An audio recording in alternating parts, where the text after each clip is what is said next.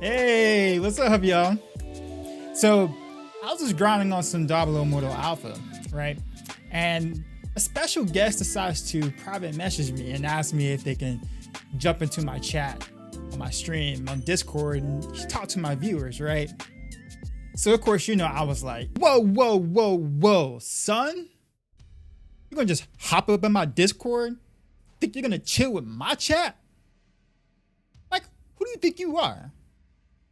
So, of course, I was like, hell yeah, man. Yo, hop up on in, man. Pull up a chair, front row, anything you need, man. Mr. Wyatt, I had no idea you was gonna stop by my chat, man. Had I known, I would have brought some snacks and things. But all fanboying aside, we had a great chat, lots of Q&As going on. So, put together this video to kind of share what we, talked about, and hope you guys enjoy. This is Wyatt. I don't know if you guys can hear me or not. Yep. So I have Wyatt Cheng actually on Discord here. So hey, pretty awesome. It's been pretty good. Your stream works out pretty well. I'm on late sometimes, and after some work and family time, the time is so convenient. It's like it's like 10 p.m. to midnight Pacific is this nice time for me to tune in and catch up on some Immortal streaming. I may or may not have did that on purpose for Blizzard employees. We'll say that you did. It was your master plan, right? Cool. I mean, I try to tune in during the day too. Sometimes I think I see racks during the day and stuff for sure. But it's harder because it's the middle of the workday and stuff. So sometimes I'll pop them up on a second monitor and check in and see how things are going. But for the most part, I wouldn't be able to call in and stuff like this. I told Rax I still want to stop in and say hi sometime, but haven't been able to make it happen. Hey, stream, go ahead. Hey, stream chat. Let's be nice. Let's be nice, stream chat. Yeah. Yeah. People talking about phones. Yes, you already know. Yeah, no, it's all good. I think I had it coming, right? So how's it been going on y'all's end? What do you see that you like from just the stream, like the streamers or the guys playing the game and giving out inputs? What do you think? Yeah, well, I think one of the nicest things is just seeing some people really enjoying the game. That's really good. I mean, we saw that during Tech Alpha too. Mm-hmm. During Tech Alpha, people were really enjoying the game, and now we're seeing people really enjoying the game too. I got some feedback today about I think it was Greg was commenting whether bounties are good enough. So we actually had a discussion about bounties today, and we're like, I think that bounties were probably one of the easier activities to get into as like a fresh max level. Right. And so we're like, okay, well, that's good. But is it as good as hitting pizza all the time? And that was sort of Greg's comment. He was like, I don't know. I feel like I can't do bounties when I have to hit pizza all the time. So right. I think a lot of it, we're looking at reward tuning, making sure that the rewards feel fair. Gotcha. I think, and I kind of I for the most part understood his gripe in that sense. And I think it's a player driven meta, right? Where we find out little kinks and stuff that ends up making us more efficient in terms of map farming or XP farming. Obviously, many things that you guys generally don't design or do by design, we just find out, right? So one of the semi gripes I kind of have, and I even joked about it in my stream title, is that oftentimes we end up playing what we call menu simulator. And that's right. what we call power hour. It ends up being one of those things where if you miss a power hour or you miss doing the menu simulator, you lose a lot. You lose out on a lot. And because menu simulator can take up to 15, sometimes 20 minutes to do, you have little time to do other activities if you want to remain efficient. So let's say a power hour took 20 minutes, right? Now you have pizza coming up again in about 10 minutes, right? So what can you do in that 10 minutes before pizza comes around again? Because of course, same thing with pizza, every half hour, you can sometimes get H1, H2, and H3 pizza to happen in a half hour. And if you are able to do so, guess what? Power hour is right around the corner again. And now you like in this loop where there's so much awesome activities out there that we could be playing, but we kind of have to sacrifice those, because power hour is so rewarding, or, the pizza is so rewarding relative to what else is out, what else is in the game. You know what I mean? So Totally. Yeah. So, I think that players will always try to find an optimal path. And I think this is a philosophy that Blizzard's had, for all of our games. You look, we've talked about it since World of Warcraft, where we said, players will always find the optimal way to play. In EverQuest, the best way to level was to, park in a certain spot in the outdoor world and just, endlessly pull and kill mobs to gain XP. And there'd just be some quests, but sometimes the quests didn't always feel worth doing. And so they said, hey, quests are really fun. Let's make the most efficient thing to do also the most fun thing to do.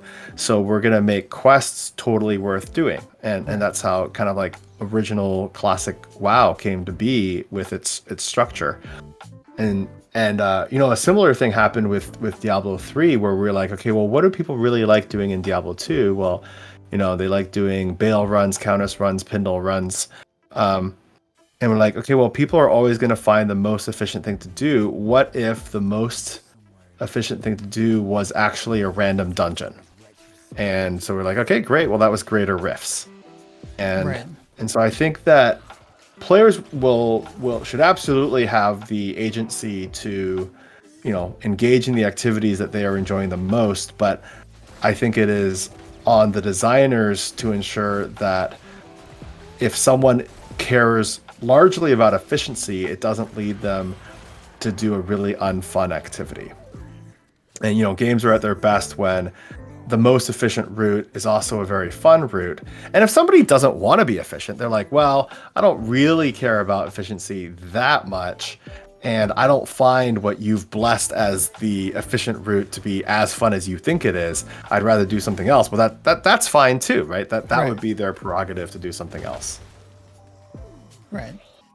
The controller that you're using right now, if I'm not mistaken, doesn't support the latest gen iPhone, right? So it's no, it doesn't. I mean, it's really the customizations are Android, because I guess it has some hooks for the drag controls and stuff, right? Yeah, which is unfortunate. It actually used to support Apple or iOS, but then Apple decided against it in the recent patches and stuff like that. So the company is supposed to be trying to work things out with them, but you know how Apple is really tight-lipped about stuff. So I see a couple comments in your chat about the Australian server. So in terms of like what I've been up to lately, so I've been playing on Australia for a couple weeks now, and I have. So my iPhone is connected to the North American server, and my Android is connected to the Australian server, and it's been pretty interesting to go back and forth and kind of see the difference between the two. I get a way better ping on the North American server, to be sure, but I'm playing on the Australian server with a little bit of latency, but it does give me a chance to see, well, what is the difference in gameplay experience on a high population versus a low population? And it's pretty cool to see all the differences. I think the Immortals and Shadows is certainly one. I think seeing the activity in chat, and one of the other things that surprised me is the market. Like the market on NA, there's like a couple of legendary gems and runes here and there. But when I opened up the market on the Australian server, it was like, whoa, there's like 120 of this like one particular legendary gem available. That's really interesting, because there's enough people to actually make that system of trade work. With the Australia server being obviously more populated, I think I made a comment on the Discord stating that my concerns about it in the North America aspect, where obviously we don't have nearly the population as the Australian server has.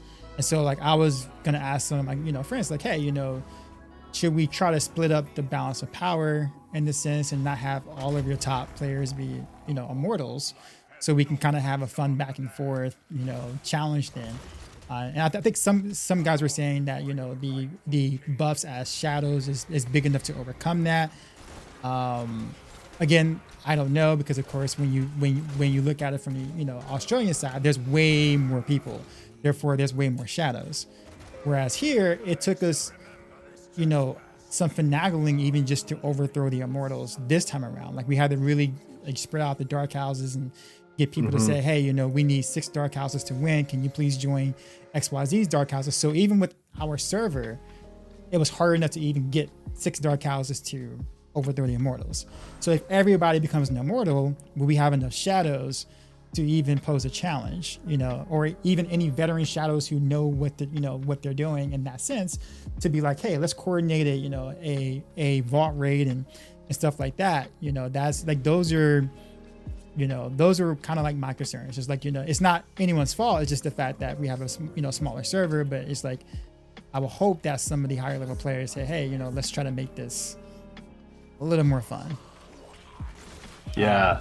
Yeah, it was a real struggle. We debated internally for a long time whether we should just have everybody on one server or if it was better to have the two. And what it really came down to is we're like, we might have some population issues to really test the Cycle of Strife and put it through the ringer. But on the flip side, playing on a high latency connection is not as good of an experience. Oh no, absolutely. And we thought, we have a whole bunch of streamers and content creators playing on a high latency connection, and the game doesn't look as good, or if you end up being frustrated, or if you're experiencing a little bit more rubber banding or lag, what's worse, right? And it felt like a no-win situation. So what we went with was saying, hey, we should just ensure that the best moment-to-moment experience is there. And as long as we could get one Immortal with some shadows, which I think you will be able to do, then that's great. We're kind of like, honestly, we're not sure if there'll be a good overthrow cycle coming up, but I'm hoping, I'm rooting for the shadows to overthrow Vrax. I think that'd be sweet. I actually purposely left the Immortals to at least hopefully get like a following going in that sense. I think there's like a couple of us who also kind of feel the same, where it's like, this needs to be fun. Obviously we know the limitations of our server. Let's try to make this work. Not only that too, but also for streaming content. It's like, what is it like to be an adventurer? Like, like obviously the Immortals and Shadows are, the focus, but what is it like to be a loner? And I don't think anyone else is streaming that. So I'm like, what? Let me be the adventurer for a little bit. See how that goes in that sense. Like, I like being a rebel anyway, or the underdog. It's cool too, because you only need like, I don't know, a handful, like a dozen or 24 people to like make a decent dark house that's going to raid the vault a decent number of times. So you'll be able to experience that for sure. And that'll be fun. I think Phelan has some questions. I'm sorry. Was it Phelan says, is there any plan in place at the moment to implement like quick response, like a lot like SMS programs? Oh yeah. There is. There is some investigation into that. We have recognized that would be really convenient. It is definitely something we're looking at. That's all I can say. I think realistically, everything for us right now comes down to we know that we're going to be. This is always a weird juncture for a game development team. We know that we're going to continue updating the game after we release. And so there's a certain body of work that needs to be done to release. For example, one of the most often requested features, I am playing on my Android and I want to carry my progress forward to iOS, right? Like, people want to move their progress between devices. And so there's a whole bunch of stuff that we definitely want to have. at release. And then there's a bunch of stuff that we say, okay, well, could this be a content patch after the game comes out? And I guess it's just a matter of prioritization against time. But I would say that the quick responses is something that if it's not in for launch, it would stay on the list, in perpetuity. And people who play a lot of mobile games or games that get a lot of frequent updates will know exactly what I'm talking about, right? The game comes out in one way, and then every so often you say, hey, there's the feature I always wanted, and you're you're happy to see that. What is it? And the pig said, is latency really an issue for mobile games? People are going to be playing on McDonald's Wi-Fi anyways. Guilty. But let's see. Did anyone have any other questions that I missed? Maybe. He said it looks amazing though. First time I've seen the game since BlizzCon demo. What is what are some of the toughest challenges that you've faced in terms of the development of the game itself? Like development features, ideas, things that you think would have worked but didn't, things you think that didn't work but did, those kind of things. One thing that we're talking a lot about right now. Well, let me comment a little bit on offense rating and defense rating, for example, which I think quite a few people have brought up.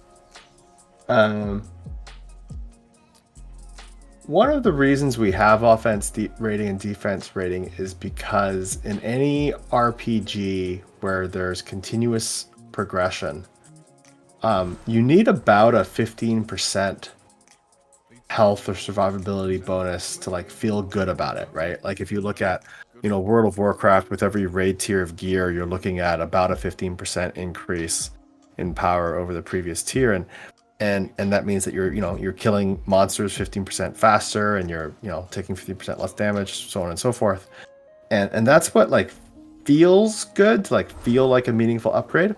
Some games do less than that, and if they do less than that, they're basically trading off like, we're not going to feel quite as good, but we're going to like control inflation, power inflation, like mudflation. Gotcha. And then other games go higher than that, and they'll be like, no, we're going to go like 20, 30, 40, 50. And those games either say, yeah, eventually we're going to just have massive power inflation, or they say, we're a roguelike game and we're going to reset everyone's progression. It's like permadeath or whatever. Or maybe you have, seasons where everyone throws their character away and starts over every 3 to 6 months. And so when we look at a game like World of Warcraft, every so often they have to do like a stat squish, right? And they squish all the stats. And if you look at a game like Diablo 3, the numbers just get really big. For that in D3. Like they get the numbers are astronomical, and we're just the numbers are astronomical. Yeah, and so we made a decision fairly early on for Diablo Immortal that we did not want to do a stat squish, and we also did not want to do 10-digit numbers.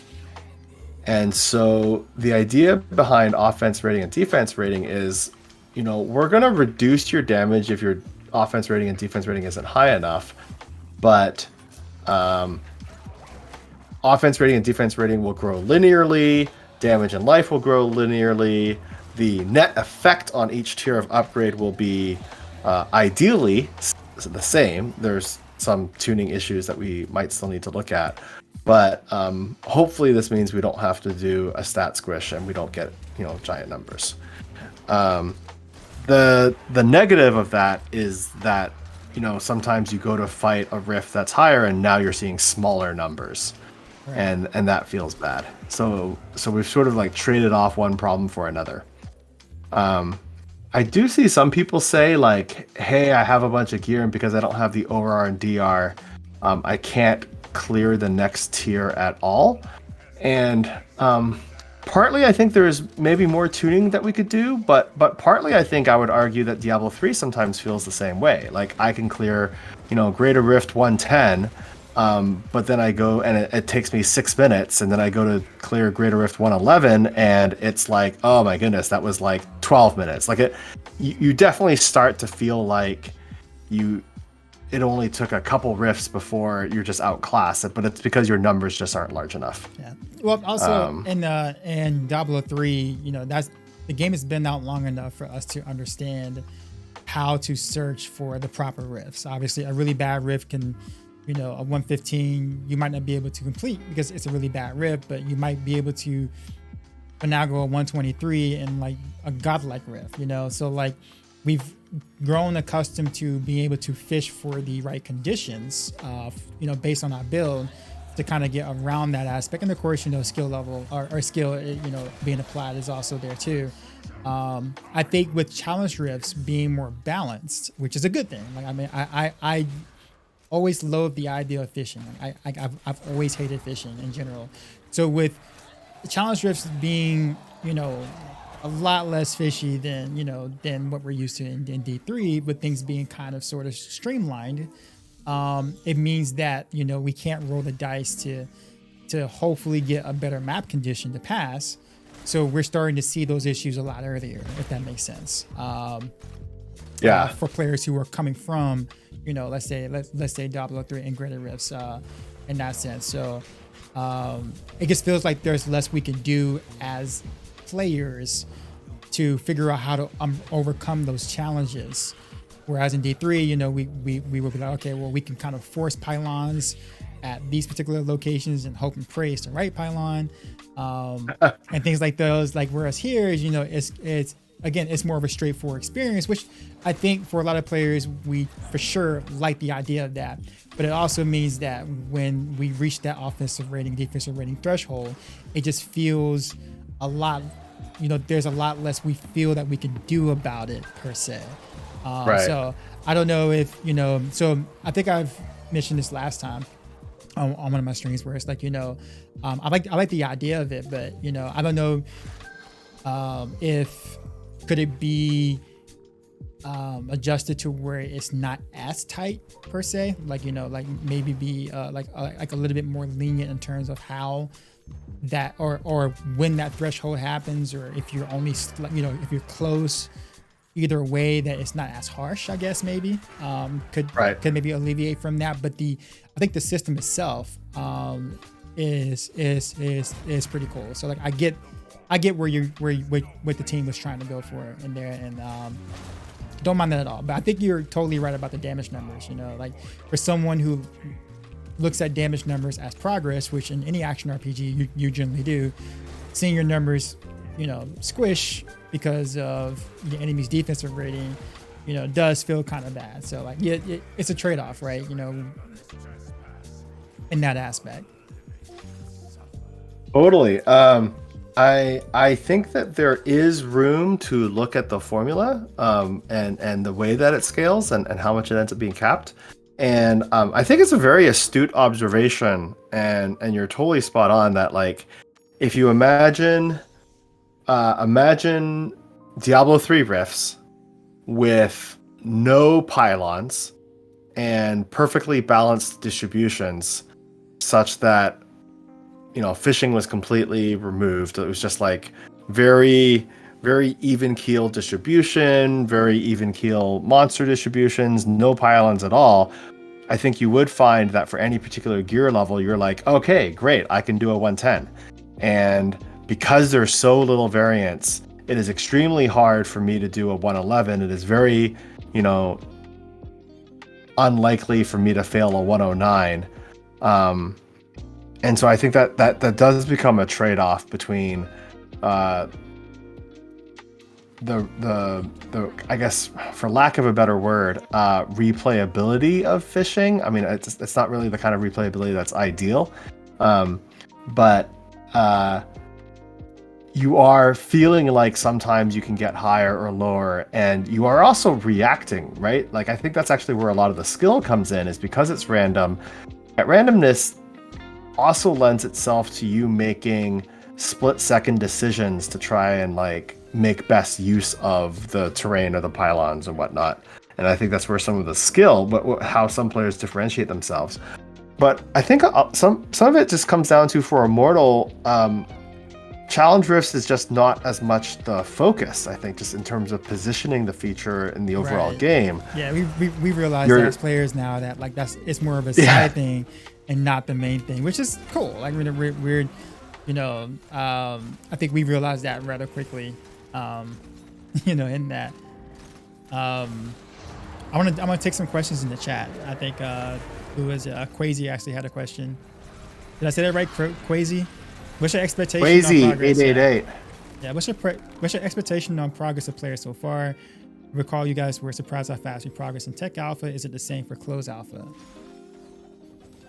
I think that's I think it is less surprising than Closed Alpha, but not because we're somehow smarter, but more because we saw Tech Alpha, right? So we knew more what to expect.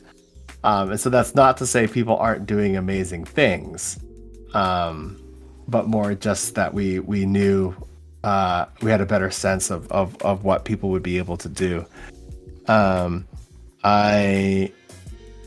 I honestly, a lot of it really right now is kind of like qualitatively, how does the Cycle of Strife feel? I think, we were even looking at things like the assembly, like how does the assembly feel? I don't know if you noticed that, like we immediately changed some stuff between the first week and second week of the assembly, changed some timings, and then there was also issues with like people were queuing for the battlegrounds, but they I queued for the battlegrounds and I waited for half an hour and nothing happened. So we said, okay, battlegrounds are now queued in these two particular time windows, because if the system wasn't coordinating a time, then it was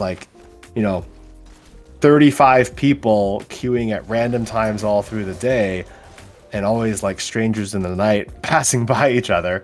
Whereas now we're kind of saying, okay, no, all 35 of you queue up at one of these times, and then we can actually matchmake you into a game and have an 8v8 happen. Yeah. So about those Thanks, changes, Crazy. So you guys have done hot fixes on that. Like I know there was like 1 or 2 Demon Hunter skills that you hot fixed. Perma Vengeance is no longer a thing. I realized that was hot fixed quickly. How come you guys didn't release any patch notes out, or things like that? Because maybe there's probably some things we probably are not aware that you changed or fixed, maybe. But there is a lot. Yeah, there are a lot of moving parts right now, and I think right now, like if we were live, then we would want to try and document everything. But right now, our emphasis is on speed. True. Okay, understood. I think we're being, I don't know. I think we're trying to be like practical and a little utilitarian about it, where we're saying, our number one priority is to make sure that we are getting the information and feedback we need to make next phase of testing as good as it can be. And honestly, that's where most of my attention has been. There's a lot of people who work on Diablo Immortal, like tons of people, and it would be impossible for me to track everything that goes on. Most of my attention is like, what do we need to do in the next phase of testing? How are we going to take the feedback that we get here and apply it? The day-to-day hot fixes, I honestly, this might sound terrible, but I'm not on top of. There's teams of people that I trust to do an amazing job on that, but we aren't currently doing the extra step of taking all those changes. Like there's tons and tons of changes that go in, dozens of changes that go in every day, and it's mostly just like to bug fix. There's some stability stuff. There's all sorts of small things that happen. There's a few crashes. We get crash reports, and so there's fixes to try and help out with the crashes or login and connection issues. Like I said, most of my attention right now and for the last few weeks has been, what do we do for the next testing phase? Because we have to like outline the work, and then that work can take, for those who are in software development, like you're going to set up a schedule. That schedule is going to be multiple months long. You might be organized into a bunch of sprints, like, and you just want to like have that whole thing road mapped out so that the developers can work very efficiently towards the next milestone. Yeah, makes sense. We on behalf of everyone, I just want to say you guys have done an amazing job, especially on the tech support side, of getting people who are having issues being able to play the game, Not so much of to play. Which who was it? Pez Radar was on that front for most of that. So shout out to you guys, man. Like you guys have been amazing in that for sure. This is great. I'm really good. It's unfortunate. He and I went out for lunch once before we transitioned to work from home, because he came on as the one of the main community manager contacts for Immortal, like a little bit over a year ago, and I said, hey, we should get lunch. And so we grabbed lunch, and then I think like a week later we were all at home, and I haven't seen him in person since. I mean, I get to see pictures of him on Twitter, but that's about it. I want to get some more questions. I see him in Zoom too. So Exerto asks, how have you enjoyed the shift from PC game development to mobile development? Any major technical challenges?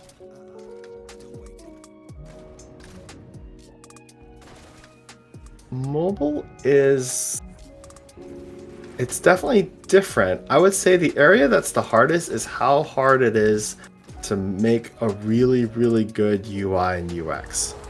And I feel like it's just, it can always be better. Like we're always just constantly trying to find better ways. I'll use a good example is like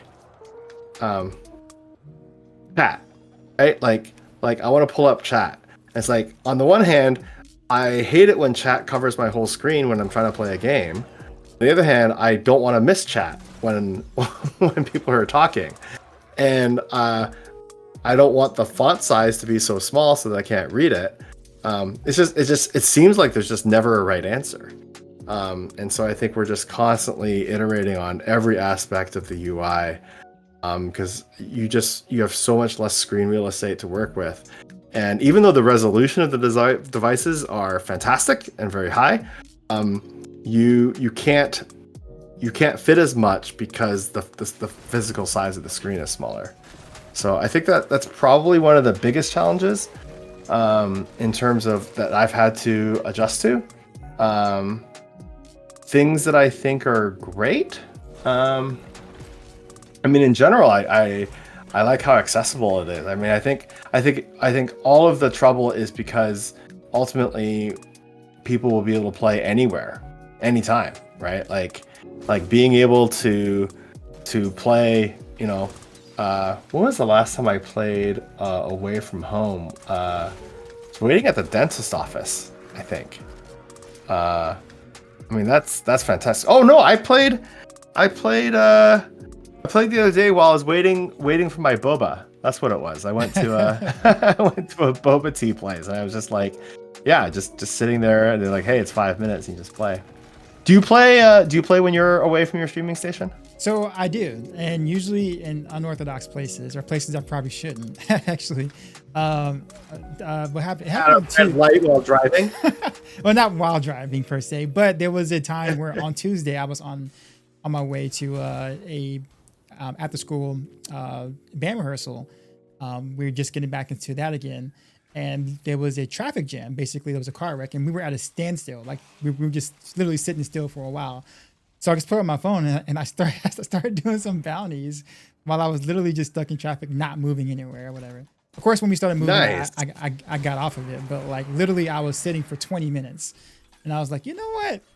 Let me just do some bounties real quick while I can. And I know, like with me and my wife, sometimes she'll have me run some errands and stuff like that, and it'll be like 4 o'clock or 5 o'clock, during a time where it's like really busy everywhere. So like I used to hate standing in line, you know, for stuff, and now it's kind of like, yeah, no problem. You know, I could still do whatever I want to do on the go, which is quite convenient. You don't really think about it until you actually do it, and you're just like, oh yeah, sure, honey, I'll run this errand for you. You know, do you want me to pick up this for you too? How about the dry cleaning? I can go get that for you while I'm out. Like you look for things to do because it's kind of like, hey, you know, I can do this on the fly. But yeah, it's fun. And you teach percussion, right? Yes. Yeah, nice. Do your students know that you stream Diablo Immortal and have access and all that? They know that I play Diablo related games. They don't know much about like Diablo 3 and Diablo Immortal, but they know about Diablo per se. Okay. But yeah, they do come by and they stop by my streams and stuff like that. And, you know, I just tell them to be, you know, just to be nice and, you know, that kind of stuff. But, you know, like, so current student and former students stop by quite often, actually. It's pretty nice. I don't mind it at all. That's cool. That's cool. You know, I need to tell you, so there's this podcast I listen to that I really like called Hidden Brain. It's on NPR. And one of the cool things they do on that show is they try to like highlight some of the people who contribute to the show. They call it like unsung heroes or something like that. So I want to take the opportunity to highlight actually. I guess let me back up a little bit. I get to talk on behalf of the game, which is a total honor. But I want to emphasize, like, there are so many people who are. I mean, it takes hundreds of people to make Diablo Immortal happen. And there is our combat designer, Julian Love. He's a drummer, and he loves to drum, really? And he's into percussion. Nice. And he actually sometimes will reference his drumming when it comes to combat, like the rhythm of the hits and the buttons and stuff like that. But then he'll also sometimes he did this thing. It was an amazing exercise where he recorded himself playing Diablo Immortal for like 20 minutes. And then he took every single monster, every single elite monster, every single purple monster, and then every meaningful loot drop. And he turned them into musical notes. And he transcribed all of this into a program to basically make it so that you could take a 20-minute gameplay session and turn it into almost like a musical percussion piece. And then I would have loved to hear that. And then he sped the whole thing up so that it played in a couple of minutes. Leo, appreciate the follow, man. And he said, you know, this is what our game sounds like, but he was like, you notice how it's like. And he would like comment and he would say, hey, we need a few more like high points and we need a few more like. I know what he's talking about. Like he was just talking about how if it's overly rhythmic, then it could get monotonous. Mm-hmm. And so he did this analysis quite a while ago.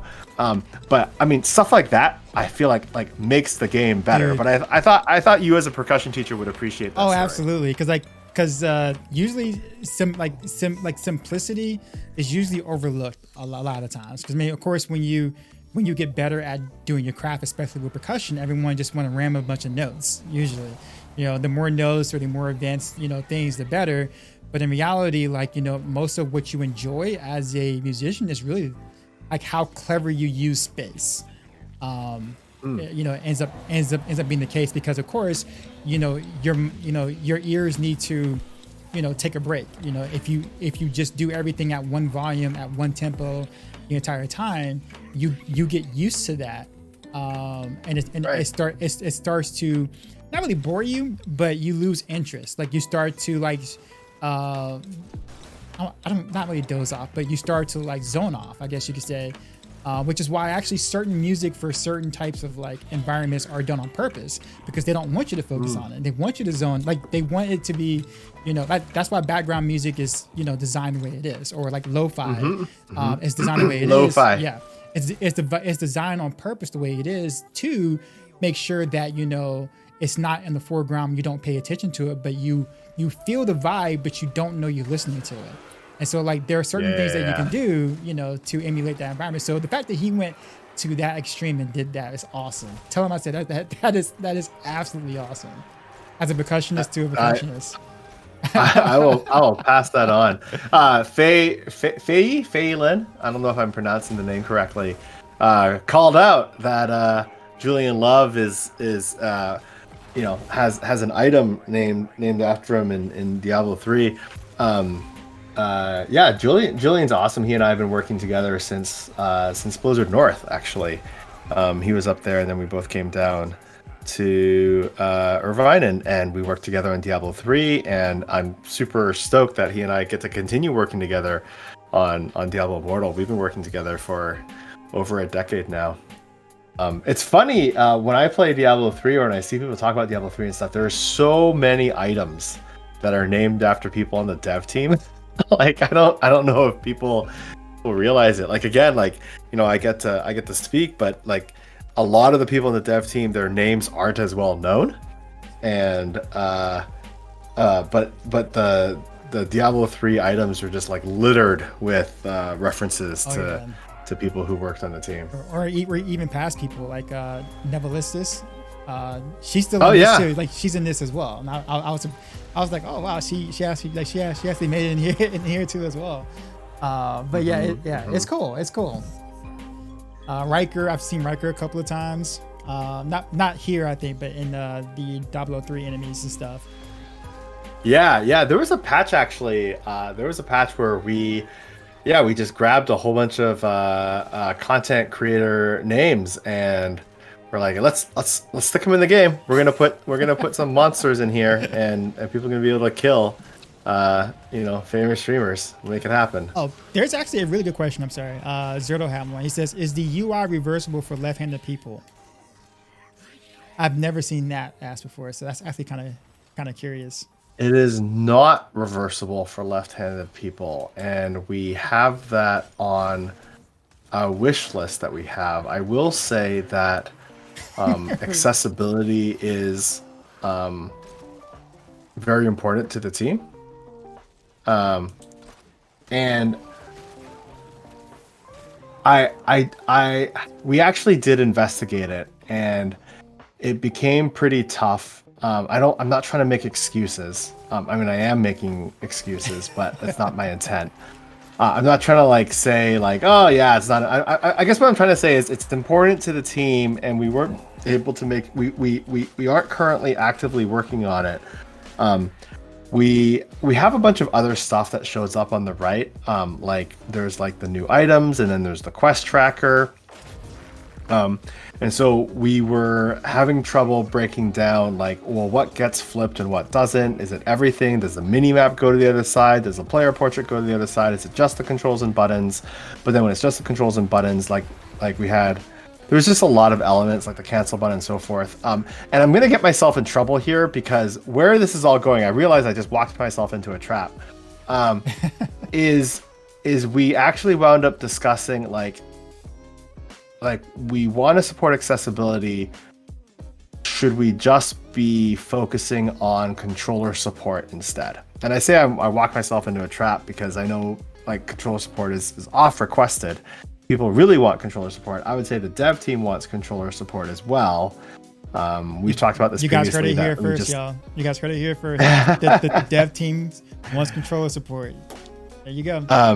So we want to try and make it happen, and I think that if we can do that, then that's going to be huge for accessibility because people who are able to set up any number of other even alternative controllers and can remap that will be able to set things up to make it easier for themselves. So true. Yeah, it's important to us for sure. Phelan asks, how long did it take to add the names of content creators to D3? Was it just a single developer adding prefixes to a hash? I actually don't know how long that take. That's not something I was involved in. I knew that we did it. I don't know. Actually, who did do that? Yeah, I don't know who did it. That was a while ago. So what has been your favorite parts of developing Diablo Immortal? What has been the thing that you love to do the most? I'm sure you liked all of it or the majority of it, but like what was your absolute favorite thing that you can say, this is my baby, that that you're really proud of? I like being able to look at things that I thought could have been better from Diablo 3 and getting a second chance, I guess. Nice. And there are some problems that I shouldn't say problems, but there are some. The thing about design is there's no right and wrong. There's just trade-offs. And there are some decisions we made on Diablo 3 that were almost impossible to revert once the game was live. And I'll give you 2 examples. One, oh hey, it's Snuggy. Snuggy, I mentioned you because I watched a clip from Snuggy the other day where he got the Demon Hunter legendary that dropped the bombs, and he was like all stoked about it. And it's actually that leads straight into one of the things that I really enjoy about working on Diablo Immortal is I think in retrospect we should not have made skill runes granted to the player on level up. I've said this before, but I'll say it again. Like, I think that for Diablo Immortal, we said, here's your skills, and what would have been a skill rune in Diablo 3, we make them legendary powers instead. And I think that we see that, yeah, has worked out way better. You know, we like it. I think the majority of us really like that change. I really like it too. And Diablo 3 at launch, people complained, legitimately so, that the legendaries weren't meaningful enough. They were more on the stat stick side. And we changed that in Reaper of Souls. But I think with Diablo Immortal, we have a chance to say, we're not doing skill runes. We're going to do legendary items that modify your skills in super cool and interesting ways. It means that you're not like overwhelming the player with like multiple runes at once. Like, I think just the pace of receiving them was too fast. It also means that you're not just instantly looking up on the internet what the best build is and doing it and knowing that you're going to get it. You have to like find the legendary item yourself. So I think that's meaningful. It means that as you get legendary items, you are in many cases trying out a build that is unique to you because you randomly got legendaries in a different order than someone else did. And I also think it means that we're not designing to a number. In Diablo 3, we had to design 5 runes for every skill. And now we can just say, well, how many modifiers makes sense for a skill? And I think that there are a few skills in Diablo 3 where we really we're like, oh, we are not sure how many rune effects we want to make, but we have to do 5. And so some of the runes end up feeling a little underwhelming. And so I think that was awesome. And then the other example I would use is the damage scaling. Like for a lot of historical reasons, Diablo 3 wound up with really huge damage numbers. And so it's nice. And that's really hard to change post-ship. Like, both of these problems are like really hard to change post-ship. And so here we get an opportunity to say, hey, we're going to be inspired by what came before, but iterate and ideally make it better.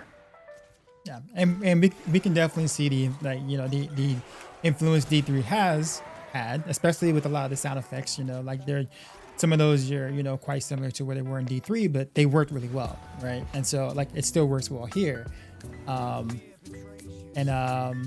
But yeah, like the one thing I really liked about the system itself here in Immortal is that, you can choose to, I guess, like every legendary has, has a skill, tied to it. Like there's an effect for every skill in a sense. So when you find a legendary, it's always useful for something. Even if you're not using the build currently, it could be used for a PvE or PvP. It's useful for something. And also the thing I like too is that there are many different legendaries that buff a single skill. So like you have like 3, sometimes you'll have I think 3 legendaries per skill, or 3 legendary fixes per sometimes skill. Yeah, again, it's like we don't want to design to a number, so right. So yeah, it gets we try to do what works. But what I like about it so far is that, I can make the choice of, do I want to focus around one or two skills and just have like supporting skills per se, or situational skills, or do I want to like, spread, the legendary fixes out to my entire build and make my entire build, useful in that sense, which is a stark contrast from D3 for sure. And I like that. Like I'm actually constantly back and forth switching between the two, because I'm just like, well, what if I tried this instead? Because before I think I had 3 legendaries that worked for multi-shot at the time. I was like, okay, well, I'll just make my multi-shot super strong, and I'll make my my knife trap super strong, and then I'll just kind of support that. And then now I'm kind of like, well, kind of want to make my sentry strong too, as well as my generators. Like, what do I like? And so I started looking at legendary gems that maybe can offer a buff to all of them in a sense. And so, well, that means I have to change out this slot to make that happen. So it's like, it's meaningful choices that I honestly didn't really get as much of from D3. And just to be 100% honest, the introduction of 6-piece sets in D3 was something I really just didn't like too much.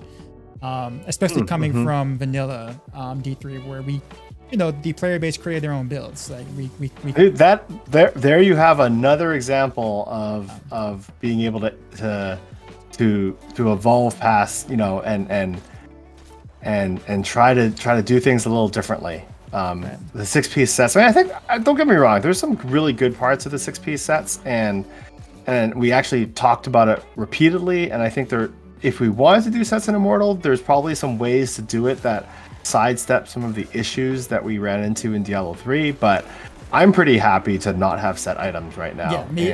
So am I. So am I. And like I think at the time, when it was said to us at the time when sets were introduced, I guess the biggest thing I didn't like at first was just the fact that each class had one full set at the time, and like all your power was literally on the 6-piece bonus. And if you didn't like playing that set, well, too bad. You can't do literally anything, because that's the only set that was viable in any sort of aspect. It actually, to be honest, stopped me from playing D3 for about 1.5 years at the time, because I was like, While a lot of players liked the whole Marauder auto century thing, because it was super easy to play, I hated it as someone who liked gameplay, who liked to micromanage and stuff like that. To me, that was Did you so play boring. at the time when you were doing Marauder? So there was a point in time, I can't remember what patch it was, but the sentries would fire on their own even if you weren't even around. And then we made a change in a patch where the sentries would fire when you did. Do you remember when you were using Marauder? Was it drop sentries and hide?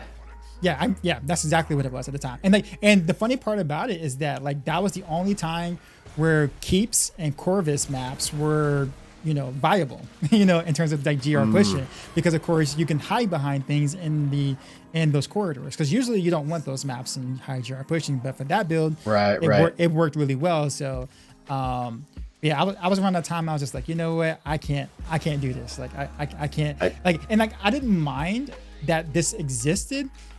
I had a problem with the fact that it was the only option we had. So when the devs started introducing more sets, you start to alleviate some of those issues. And of course, my set became UE multi-shot, because I love the stutter step a lot, and things like that. But you still kind of ran into a very similar, well, the set kind of tells me how to play, so my job is to only find the supporting, legendaries behind it, and that's kind of it, but yeah, so I kind of came back, a little bit.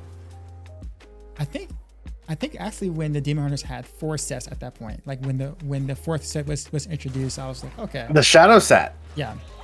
Now, the Shadow set was a fun set to work on. I gotta go pretty soon, but let me finish off with I don't know, a slightly humorous story. So early on in Diablo development, we were like, okay, well, there's going to be some single target skills and some skills that hit 3 or 4 targets, and other skills are AoE and stuff like that. But of course, players just ultimately wanted skills that always did AoE. And single target just wasn't that interesting. And nowadays you'd call them like an RGK or something like that. But prior to that set existing, we kind of had this like thought experiment. I think John Yang was on the team. He was one of our assistant designers at the time, and we kind of said, okay, well, how much damage would a single target? Oh yeah, he made Yang's recurve. Yep. He was like how much damage would a single target skill have to do before you actually put impale onto your bar? And we're like, I don't know, like 400%, and we're like, no. You still wouldn't. You have like the animation time, the opportunity cost. Like nobody wants to hit one thing. And finally we're like, you know what, we're gonna make it happen. And so I think, where did we land? Like 30,000% weapon damage or something like that. But it all came from this like debate of single target versus AoE damage, and I think that number just kind of surprised all of us when we actually sat down and really thought about how much a single target skill would have to do to be worth using. I really enjoyed the play style, the patch after we released that set. I played it, and you basically like vaulted around and tried to murder just elite packs. And there was a sweet spot where that was the gameplay style, and it was super fun. And I remember I was in a leveling group together, and all four of us decided to run Demon Hunters, and we each decided to focus on one set. And it was neat because we really felt like we were like, oh, okay, well, one person's doing Marauders and has a bunch of sentries. One person has UE. Oh, we can, multi-shot and clear things. This person's like Shadow and just like, slaying the elites. That was a good time. Yeah, I still remember when I think what was it? How the Yang's recurve became a thing, because I remember when the multi-shot set was created, everyone was using ball lightning because that was the better skill at the time. And I remember the devs not liking that, because it's like, they spent all this time creating a set for multi-shot, and here we are using ball lightning instead. So the Yang's recurve and DML, or the Yang's recurve more so than anything else, became like, so many stats were added to it to make sure that, hey, use multi-shot, please. Yang's recurve is very, very specific. Hey, thanks for having me. Oh, there's the area. Hey, what's up, man? But for sure, Wyatt, I'm sure that my viewers, enjoyed you stopping by, telling stories, and being able to get their questions answered, for sure. But overall, man, just for me, you guys have done an incredible job. I'm still baffled with how much content you guys have put out for this whole Shadow versus Immortal thing. Like, it is absolutely nuts. The amount of stuff that like an expansion for the game. Right. It's just like, it's so much for and this is coming from playing from technical alpha, where I think a lot of us are just like, what more could they really, we were like, saying, hey, I guess they could put this in and put that in, but we're just like, yeah, that's not much more they can put on top of this, right? Besides just finishing the story, etc. And of course we were blown away by just all the systems. It's like literally like you said, like an additional expansion on top of the original game. But yeah, it's been an awesome experience, and I'm super grateful to have a chance to be able to be in both technical alpha and the closed alpha as well. Yeah, cool. Well, we're glad to have you. I love being able to tune in and watch. I like your stream. It's like nice and chill. Thanks. Like you said, I almost feel like sometimes you got the lo-fi beats going on in the background. Appreciate you, man. I think who is it? Z. Hey, what's up, man? I've seen some people who playing the game who hasn't said anything this entire time. Z, have you been lurking? Has Jaxie been lurking? It's nice to see you. Is Jaxie? Is that Z in the game? Yeah, Z Smash. Or Z. Ah. Yeah. Yep. Cool. All right. Well, awesome. Hey, thanks for making time, and I'll catch you later. Have fun. Hey, man. You have a good night. Thanks, man. All right, see you later. All right. I'm just gonna get this last multi-shot up, and we'll be good. What? kidding me, man. The hitbox can't be that large. Man, New York is so jank right now, man. It's like, whoa. Wait, you guys at the end of the video already? Oh, my bad. I was doing some macking runs and yeah, New York is anyways, hope you guys enjoy the content and you guys have fun. Later on, I'm gonna actually be talking about, do a video on how to use a controller actually with Diablo Immortal and some other games. And without controller support, actually, it's a really awesome controller. I'm gonna do a separate video on that, walk you guys through the whole process and, on how I play Diablo Immortal. But appreciate you guys stopping by. Hit the subscribe button if you like what you saw, and hopefully I'll see you next time.